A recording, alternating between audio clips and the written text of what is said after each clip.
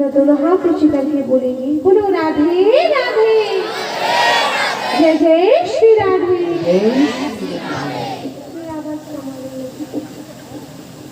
राधे जय श्री राधे, राधे जय श्री राधे, राधे जय श्री राधे।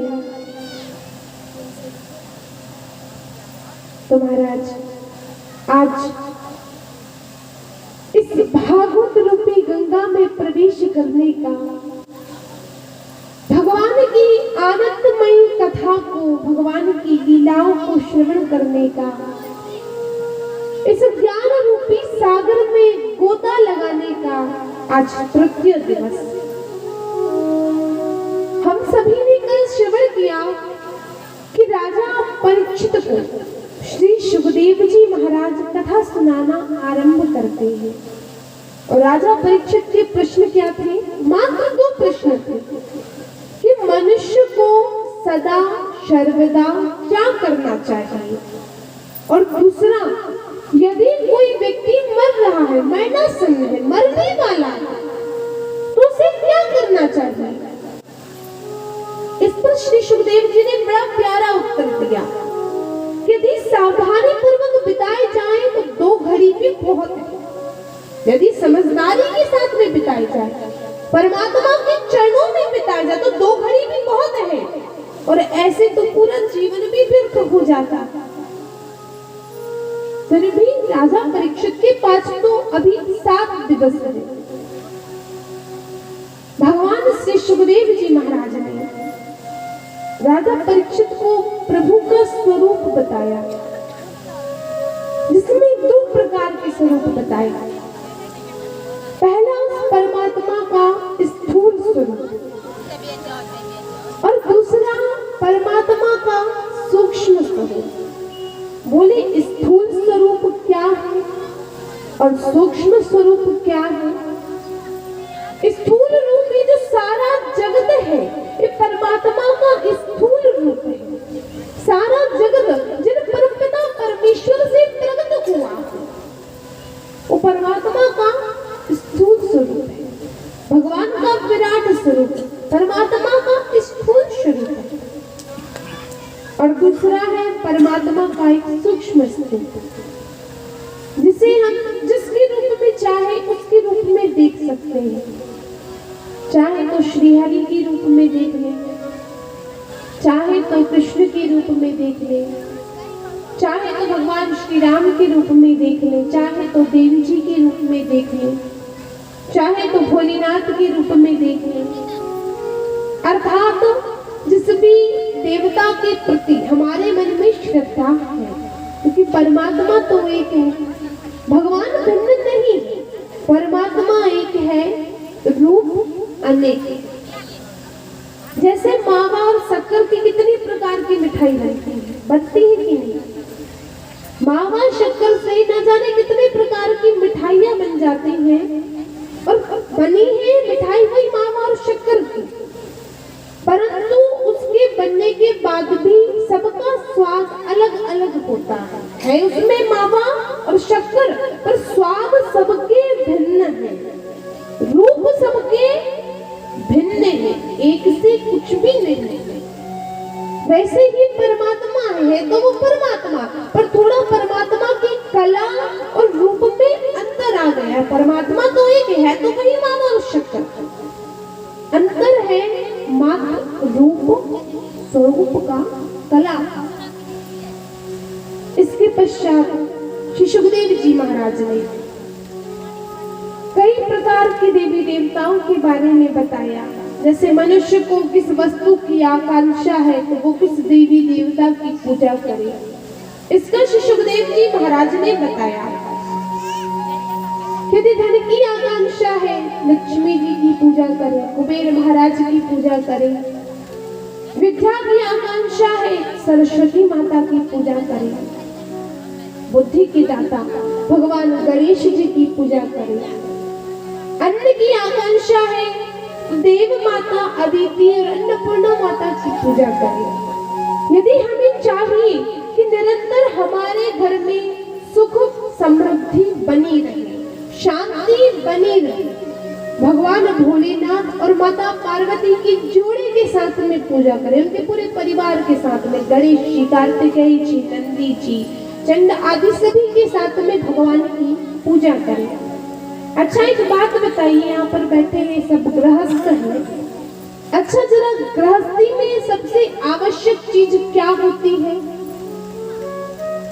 गृहस्थी में सबसे जरूरी क्या है?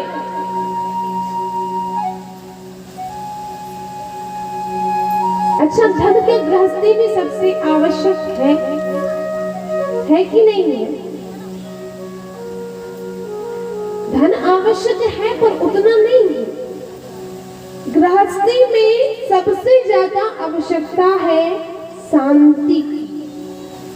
यदि घर में शांति है तो व्यक्ति सूखी रोटी में भी प्रसन्न है, व्यक्ति छोटी सी कुटिया में भी प्रसन्न है, व्यक्ति फटे फूटे कपड़े में भी प्रसन्न है। पर घर में अगर शांति नहीं तो बड़े बड़े महल अटारी वालों को भी सुख नसीब नहीं होता।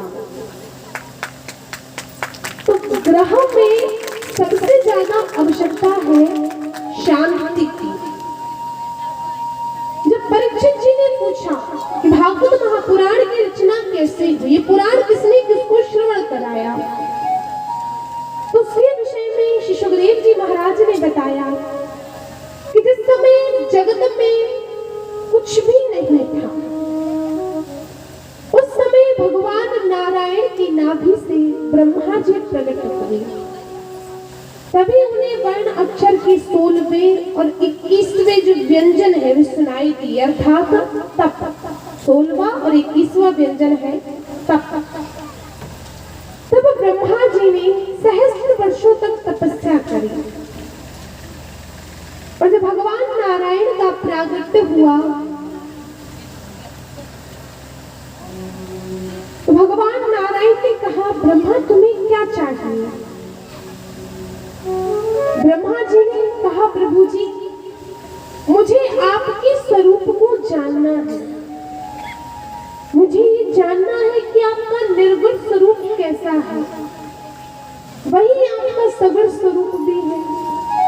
निर्गुण वो परमात्मा है जो निराकार है, जिनका कोई आकार नहीं है, और बोले सगुण वो परमात्मा जिनका एक आकार है, जिनका एक स्वरूप है। जैसे भगवान श्री कृष्ण मान लीजिए, बोले कैसा स्वरूप है?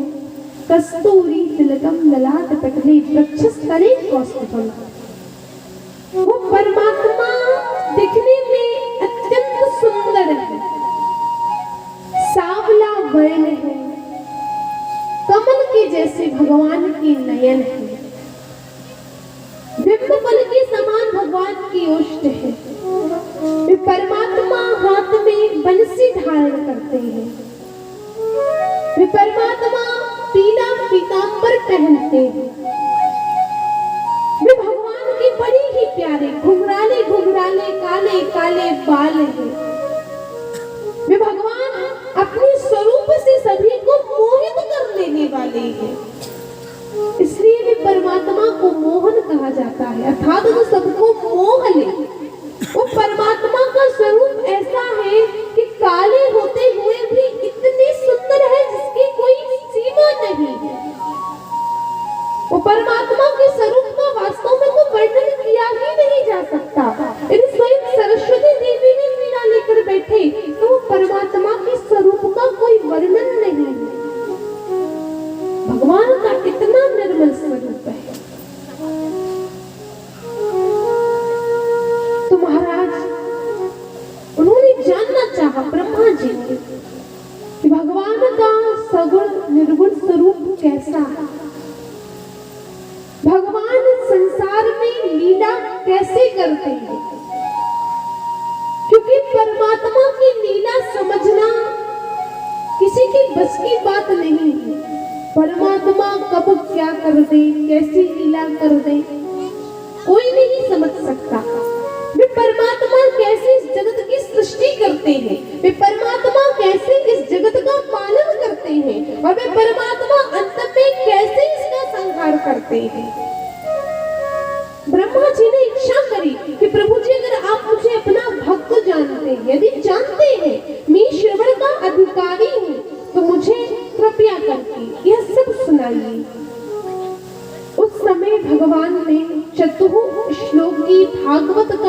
उपदेश ब्रह्मा जी को किया। कहीं कहीं बताया जाता है कि एक बार भगवान संकर्षण अर्थात भगवान शेषनाग जी ने भी श्रीमद् भागवत का उपदेश किया था। चतुर श्लोकी भागवत जैसे कि हमने श्रवण करी है, अहमे वास में वाग्वे नान्यत यद सद सद परम पश्चादहम मदित तच्चो यो वशिष्येत सुषम्यहम तैयर्थम यत प्रतीयेत ना प्रतीयेत चात्मने तद विद्यादात्मनो मायाम यथा भासो यथातमा यथा महन्ति भूतानि भूति सुच्चावचेषणो प्रविष्टान्य प्रविष्टानि तथा तेषु न तेषहम्। परमात्मा की बड़ी ही सुंदर लीलाओं का वर्णन श्रीमद् भागवत के अंतर्गत किया गया है। श्रीमद् भागवत के 10 लक्षणों के बारे में बताया जाता है। अत्र सर्गो विसर्गस्य स्थानं पोषणमूर्तयः मन्वन्तरे शानु कथा आदि भगवान के 10 पूरे इस भागवत के लक्षण का वर्णन किया जाता है, जिसमें पहला है सर्ग, फिर दूसरा है विसर्ग। सर्ग में परमात्मा के द्वारा प्रकट की गई सृष्टि का वर्णन है, जैसे कैसे महातत्व की उत्पत्ति हुई, त्रिविध अहंकार की उत्पत्ति हुई, पंच तत्वों की उत्पत्ति हुई, इन सभी का वर्णन सर्ग के अंतर्गत मिलता है। तो बोले सर्ग विसर्गस्य, जिसमें ब्रह्मा जी ने जो जीवों की सृष्टि करी, जो देवताओं की सृष्टि करी, तो ब्रह्मा द्वारा की गई सृष्टि का विवरण विसर्ग में मिलता है। स्थानम पोषणमूर्तयः, भगवान के स्थानों का बड़ा ही सुंदर विवरण मिलता है।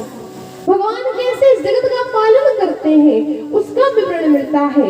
भगवान कैसे प्राणियों की आत्माओं का उत्क्रमण करते हैं, इस भागवत के अंतर्गत उसका विवरण मिलता है। कई मनवंतर की कथा का वर्णन मिलता है, जैसे वैवस्वत मनवंतर, चाक्षुष मनवंतर, शंभु मनवंतर आदि मनवंतरों की कथा इस भागवत के अंतर्गत है। ईशानु कथा अर्थात भगवान की कथा। और ये भागवत का जो 10वां लक्षण है, जो है आश्रय, जो स्वयं मुक्ति स्वरूप है, मोक्ष स्वरूप है। तो इस प्रकार श्रीमद् भागवत के 10 लक्षण बताए जाते हैं।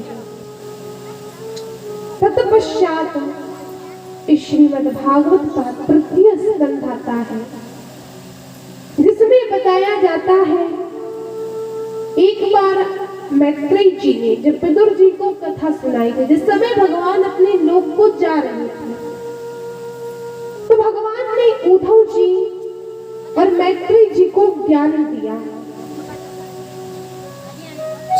मैत्रेय जी को कहा इस ज्ञान को तुम विदुर जी को अवश्य देना।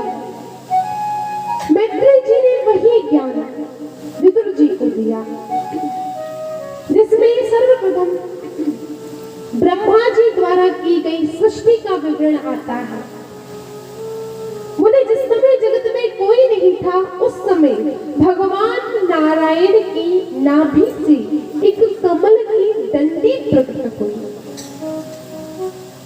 वो कमल की डंडी आड़ा टेढ़ा चिल के भीतर ओम सा चित्र बनाते हुए ऊपर आई। उस समय ब्रह्मा जी का प्रागट्य हुआ। तो ब्रह्मा जी ने विचार किया, मैं कौन हूं, मैं कहां से आया हूं,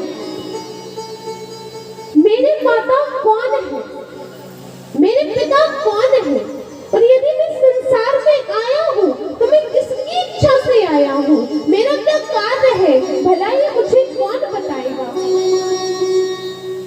ब्रह्मा जी ने जो कमल की अंदर सूक्ष्म थोड़े थोड़े छिद्र रहते हैं, उसके द्वारा कमल की डंडी में प्रवेश किया और कई वर्षों तक परमात्मा के नाभि चक्र में भ्रमण करते रहे। तभी भगवान ने आदेश किया कि ब्रह्मा तप करो। ब्रह्मा जी ने तब प्रारंभ किया। परमात्मा के द्वारा ब्रह्मा जी को ज्ञान प्राप्त हुआ और उसके पश्चात ब्रह्मा जी ने ज्ञान की प्राप्ति कर परमात्मा से वर लेकर के इस सृष्टि का विस्तार करना प्रारंभ किया। ब्रह्मा जी ने पहले 10 प्रकार की सृष्टि करी। पहली सृष्टि महत्त्व की, दूसरी सृष्टि अहंकार की, तीसरी सृष्टि भूत सर्ग की, चौथी सृष्टि देवताओं की, पांचवी सृष्टि इंद्रियों की, छठवीं सृष्टि अविद्या की, सातवीं सृष्टि पेड़ पौधों की, आठवीं सृष्टि दिव्य स्तोत्र अर्थात पशु पक्षियों की, नौवीं सृष्टि हम मनुष्यों की और 10वीं सृष्टि। यहाँ पर जो 9 प्रकार की सृष्टि है प्राकृत और वैकृत दोनों, इसमें से कुछ सृष्टियां जो है वो प्राकृत है और कुछ सृष्टियां जो है वो वैकृत है, पर ये जो 10वीं सृष्टि है ये प्राकृत और वैकृत दोनों को मिलाकर बनी है, इसे देव सर्ग भी कहा जाता है। इसके अंतर्गत देवता, किन्नर, किम पुरुष, सिद्ध, चारण, अप्सरा, गंधर्व, यक्ष आदि की उत्पत्ति देव सर्ग वैकृत के अंतर्गत हुई। तो इस प्रकार ब्रह्मा जी ने 10 प्रकार की सृष्टि करी। चलिए महाराज 2 मिनट मिलकर हरे नाम संकीर्तन करते हैं, तत्पश्चात हम आगे ब्रह्मा जी की कथा को श्रवण करेंगे। हरि बोल हरि बोल हरि हरि बोल, मुकुंद माधव गोविंद मुकुंद माधव गोविंद हरि बोल हरि बोल हरि हरि बोल हरि बोल हरि बोल